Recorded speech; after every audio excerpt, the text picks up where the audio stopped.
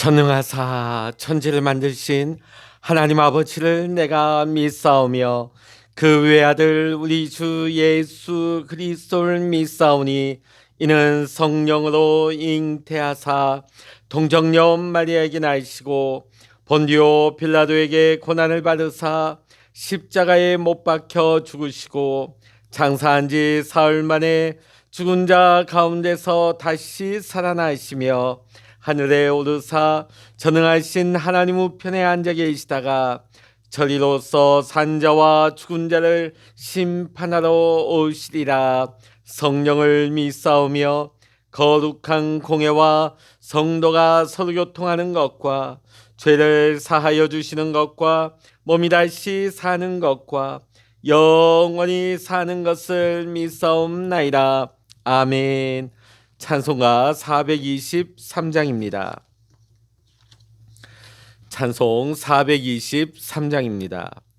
목보다도 더 검은 죄로 물든 마음이 흰 눈보다 더 이게 깨끗하게 씻겼네.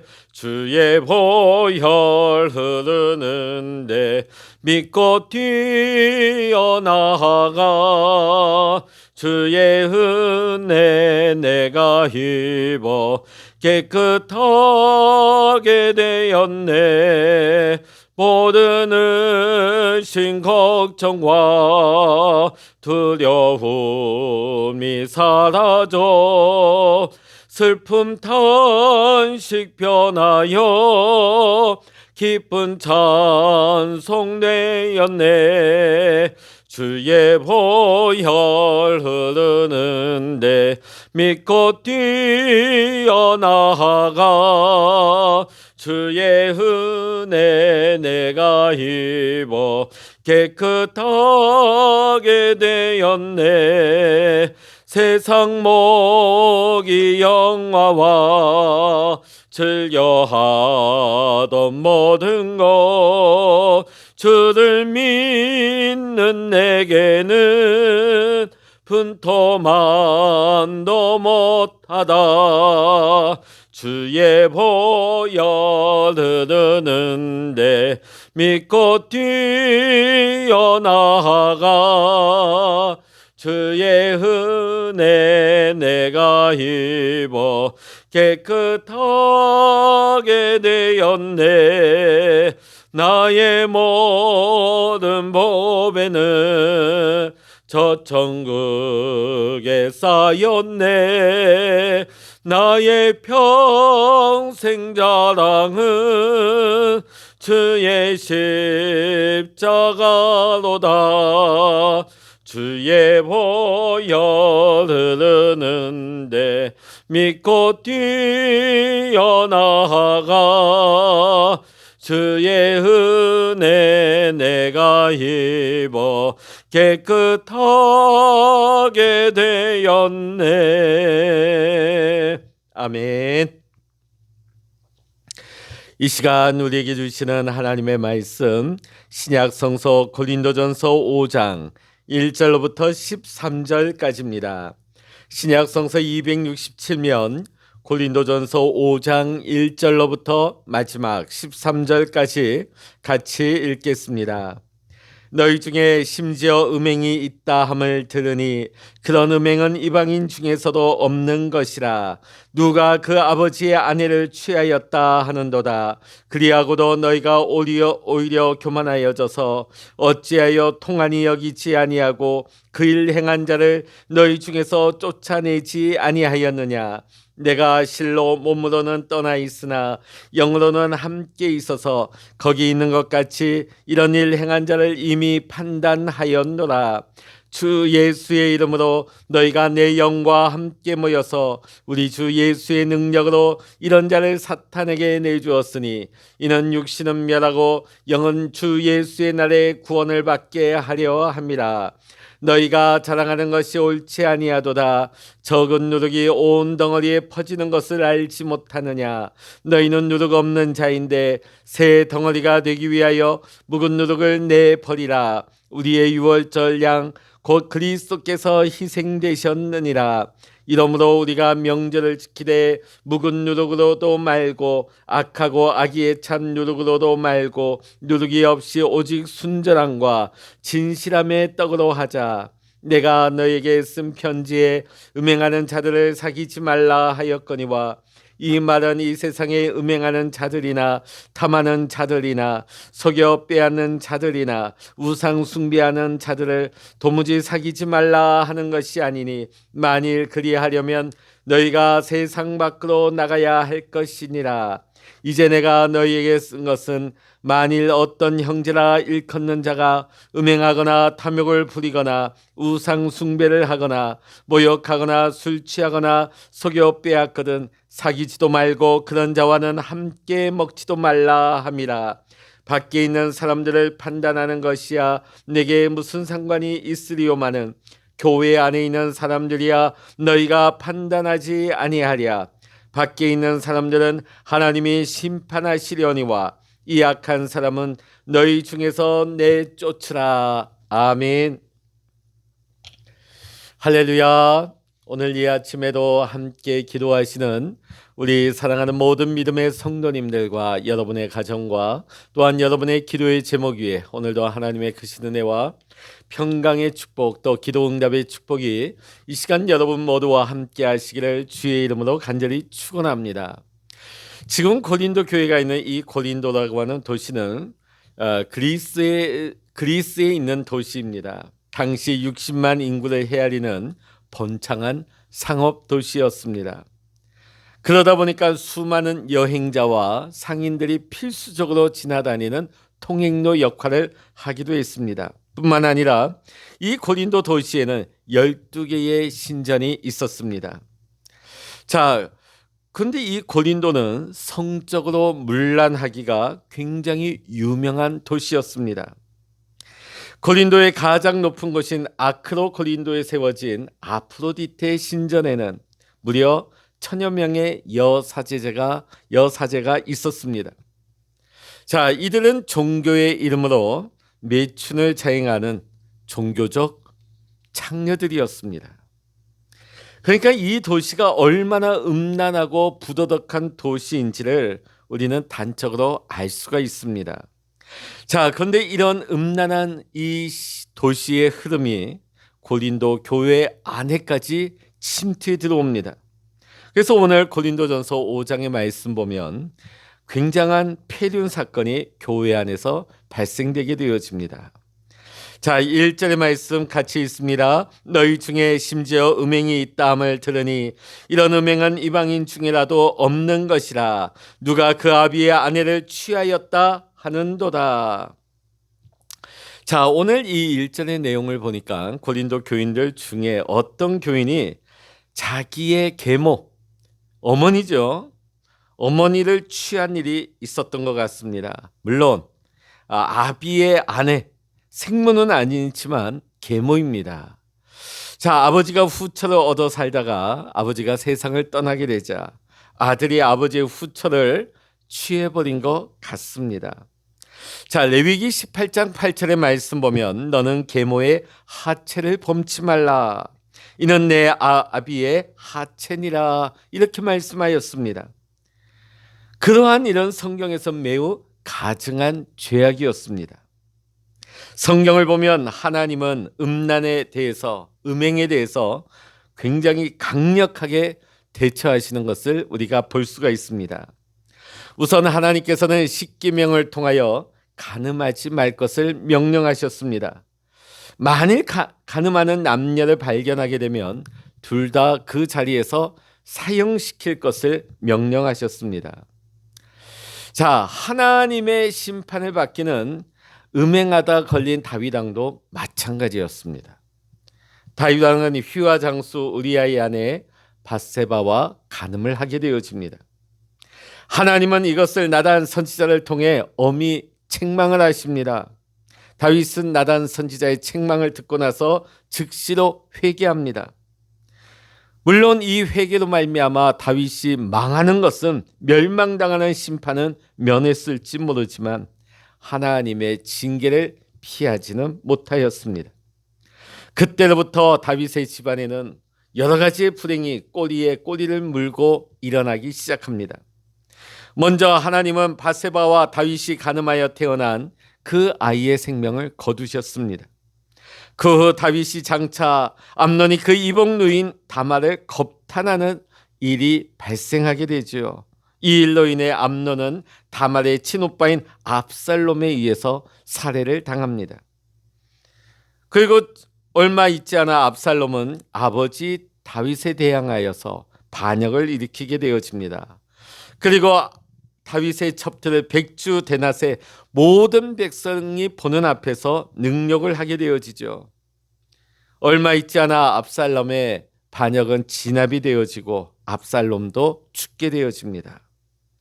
자, 이 모든 일들이 다윗에게 있어서는 실로 씻기 어려운 상처가 되었습니다. 하나님은 다윗의 음행에 대해서 굉장히 엄히 심판하신 것이라고 볼 수가 있습니다. 자, 지금 사도 바울은 고린도 교회의 어떤 교인이 자기 아버지의 아내 곧 계모와 음행을 했다는 소식을 듣고 엄청난 충격을 받고 있습니다. 왜냐하면 이런 일은 아무리 음란하다고 소문난 고린도 도시에서조차 일어날 수 없는 일이었기 때문입니다. 아무리 성적으로 세상이 문란하고 도덕적으로 타락했다 할지라도 적어도 아버지의 아내, 자기의 어머니격이죠. 음행하는 것은 부끄럽게 여기고 피했던 것입니다. 폐륜 행위였기 때문입니다. 그런데도 거룩한 하나님의 백성이라 불리우는 고린도 교회의 성도들 가운데서 이런 악행을 저지른 자가 생겨나게 된 것입니다. 그래서 사도 바울은 고린도 교회에 이와 같은 교인이 있다는 사실에 큰 충격을 받고 분노하게 되어집니다. 여러분, 교회가 교회다울 수 있는 것은 죄악으로 가득 찬 세상과는 구별되고 다르게 거룩하기 때문에 교회라고 할 수가 있는 것입니다. 그런데 만일 교회가 이 거룩함을 상실해 버린다면 세상의 빛과 소금의 역할을 감당할 수가 없는 것입니다. 이런 교회와 성도는 세상을 향하여 전도도 할 수 없습니다. 불신 세상의 사람들도 음행하고 방종하게 행하는 사람들, 폐륜을 행하는 사람들, 근친상간을 하는 사람을 향해서는 짐승 같은 자로 취급하기 때문입니다. 그러므로 우리 성도들은 불신자들조차 정죄하는 이러한 음란한 죄를 범하지 않도록 우리는 특별히 경계를 해야 할 것입니다. 사랑하는 성도 여러분, 우리가 만일 세상 사람들도 손가락질하는 죄를 범하게 된다면 우리는 그리스도의 이름을 땅에 떨어뜨리는 죄를 범하게 된다는 사실을 기억해야 할 것입니다. 그렇게 되면 교회는 세상 가운데 빛이 될 수 없고 소금이 될 수 없습니다. 전도할 명분조차 잃어버리게 되어집니다. 사랑하는 성도 여러분, 부디 세상 사람들에게 거룩한 주님의 자녀들로서 인식되어질 수 있는 거룩한 성도의 삶을 살아가시기를 이 시간 주의 이름으로 간절히 축원합니다. 2절의 말씀 보시면 사도 바울을 더욱더 충격에 빠뜨리고 있는 내용이 나옵니다. 그것은 범죄자에 대한 고린도 교회의 반응이었습니다. 즉 당시 고린도 교회는 아비의 아내와 음행하는 자를 용납해버립니다. 별다른 제재를 가하지 않고 있습니다. 그들은 이런 죄가 교회 안에까지 침투하게 된 것을 통한이 여기고 충격으로 받아들여야 함에도 불구하고 전혀 그렇게 하질 않습니다. 여기에서 사도 바울이 강조하고자 하는 것은 우리가 죄에 대해서는 심각하게 여겨야 한다는 것입니다.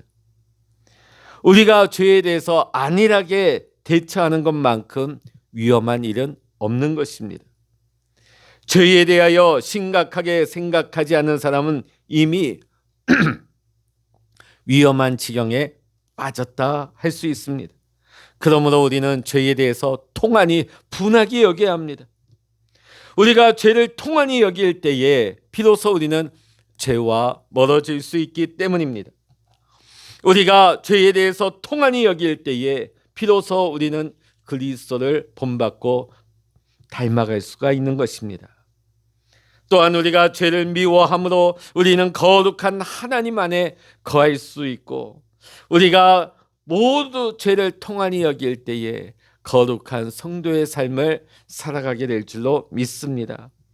사랑하는 성도 여러분, 우리가 죄악된 세상 가운데 살아가고 있지만 우리가 이 죄에 대해서 통한히 여기고 죄를 미워하며 하나님 안에 거하며 거룩한 삶을 살아갈 수 있는 우리 믿음의 성도님들 다 되시기를 주의 이름으로 간절히 축원합니다.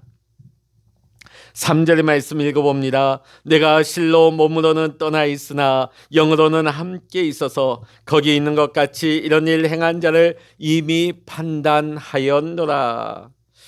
자, 지금 사도 바울은 지금 몸으로는 고린도 교회를 떠나 있습니다. 그러나 바울의 고백이 무엇입니까? 영으로, 지금 마음으로는 고린도 교회에 함께하고 있다.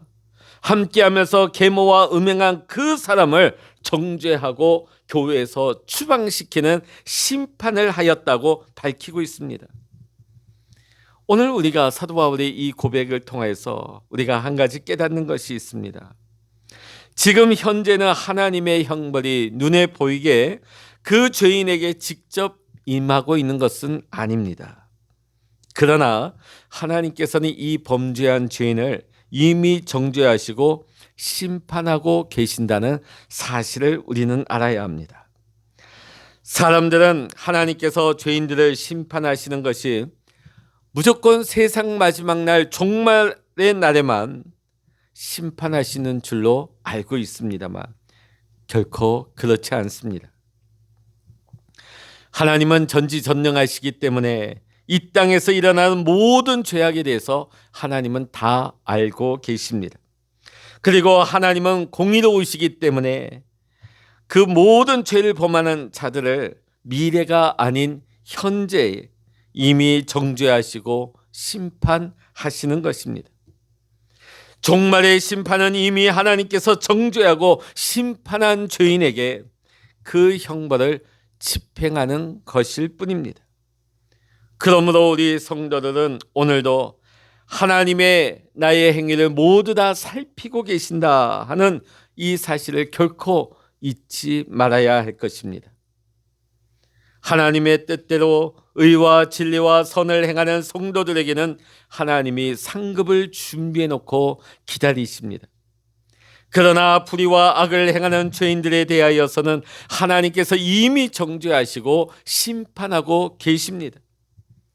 그러므로 우리들은 늘 하나님의 심판을 염두에 두고 살아야 될 줄로 믿습니다. 사람이 알든지 모르든지 간에 우리 하나님은 다 알고 계신다는 이 믿음의 자세를 가지고 우리는 날마다 하나님 앞에서 거룩함으로 두렵고 떨림의 삶을 살아갈 수 있는, 또 죄악을 통한히 여기고 죄를 미워하는 거룩의 삶을 살아야 될 줄로 믿습니다. 사도 바울은 비록 몸으로는 멀리 떨어져 있지만 마음으로는 고린도 교회에 가 있다고 말합니다. 이런 폐륜자의 죄를 규탄하고 성령의 인도를 받아 그 음행한 사람을 처리하기로 사도 바울은 작정한 것입니다. 오늘 말씀해 보니까 이런 자를 사단에게 내어 주었으니, 2절 말씀에 보면 그 일 행한 자를 너희 중에서 쫓아내지 아니하였느냐. 자, 이 말씀은요, 교회 공동체에서 제명하고 출교한다는 의미로 해석할 수 있고, 하나님의 저주 아래 질병과 고통 가운데 거하게 했다는 해석도 가능합니다. 물론 이런 권능 있는 권징들은 사도들만이 행할 수 있는 것이었습니다. 자, 그러면 사도 바울이 행한 이 권징의 목적은 어디 있을까요? 오늘 말씀 보니까 육신은 멸하고 영은 주 예수의 날에 구원 얻게 하려 함이라, 이렇게 말씀하고 있습니다. 자, 사도 바울의 권징이 출교든지 아니면 공동체에서 파문을 하는 것이든지 아니면 하나님의 저주 아래 질병이나 고통에 거하게 하는 것이든지 간에 아무리 엄중한 처벌이라 할지라도 그것이 결국은 보복적인 형벌은 아니라는 것입니다.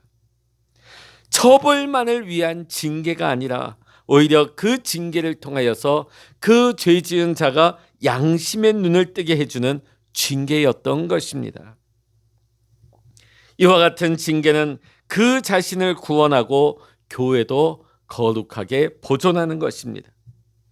그러므로 범죄자를 오히려 옹호하고 방치해 두는 것은 그 사람을 사랑하는 것이 아닙니다. 오히려 범죄자를 영원한 멸망의 길에 방치해 두는 것뿐만 아니라 또 다른 죄를 범하게 하는 것입니다. 이와 같은 권징의 규례는 우리 그리스도께서 직접 정하신 것입니다. 예수 그리스도께서는 어떤 성도가 범죄할 경우 먼저 회개를 권면하셨습니다. 그것을 듣지 않을 경우에는 한두 사람의 증인을 데리고 가서 또 권면하셨습니다. 그래도 회개치 않고 듣지 않는다면 교회에 그 사실을 알리고 교회의 공식적인 말도 듣지 않는다면 이방인과 세리와 같이 여기라 하셨습니다. 이방인과 세리같이 여긴다 하는 것은 당시 유대교 공동체에서 쫓겨난 세리나 이방인들처럼 교회 공동체 역시 죄인들을 출교시킬 것을 엄히 명령하고 계시는 것입니다. 당시 초대교회는 이러한 주님의 권징 규례를 매우 성실하게 엄격하게 행했습니다. 그래서 거짓 성도와 수많은 이단자들을 교회 안에서 출교시켰고 교회의 거룩성을 보존할 수가 있었던 것입니다. 그러나 안타깝게도 오늘날 한국 교회의 현실은 그렇지 못합니다. 이런 권징 규례가 잘 시행되지 않아요. 목회자가 어떤 음행을 저질러도 유야무야 넘어가 버립니다. 교단 차원에서 제대로 된 징계를 하지 않습니다. 목회자에 대해서 교단이 이런 처분을 내리니까 교회 안에는 두말할 필요도 없죠. 사람을 위해서 사람을 무서워하면서 징계를 행하지 않습니다. 이 징계를 통하여서 교회를 지켜야 합니다. 교회의 거룩함을 보존해야 하는 것입니다. 무엇보다도 이 징계를 통하여서 죄인이 회개할 수 있도록 유도해야 하는 것인데 교회가 권징을 행하지 않으니까 징계를 행하지 않으니까 계속해서 죄가 반복되어지고 교회의 권면도 듣지 않는 자들에 대해서 교회가 아무 일도 하지 않으니까 교회도 오염되어지는 거예요. 결국은 교회가 무너지게 되는 것이죠. 오늘 여러분 결국 그 죄 지은 사람뿐만이 아니라 교회도 함께 망하는 겁니다. 함께 공멸을 하는 길을 걸어가고 있는 것입니다. 여러분 오늘 말씀을 통해서 우리가 알 수 있는 것은 음행이라고 하는 것은 인간이 범하는 대표적인 범죄 중에 하나입니다. 이 음행은 사람의 몸은 물론이거니와 그 영혼까지도 더럽힙니다. 그 음행은 가정을 파괴하고 사회를 무너뜨립니다. 때문에 하나님도 이 음행에 대해서만큼은 다른 죄보다 더 엄중하게 그 처벌을 행하고 계시는 것입니다. 사랑하는 성도 여러분, 음행의 죄에 대한 하나님의 심판이 매우 엄중하다는 사실을 우리는 결코 잊어서는 안 될 것입니다. 하나님은 음란한 자에게는 결코 천국을 기업으로 주시지 않습니다. 육신의 정욕을 따라 행하는 자들에게는 결코 천국 기업이 주어지지 않는 것입니다. 사랑하는 성도 여러분, 오늘 우리 모두가 성령의 도우심을 힘입어서 음행을 멀리하고 오늘 우리 자신을 성결하게 지켜나갈 수 있기를 이 시간 주 예수 그리스도 이름으로 간절히 축원합니다. 기도하시겠습니다. 할렐루야. 하나님, 우리 안에 하나님이 거하시고 우리는 하나님의 거하실 거룩한 성전이라 하였습니다.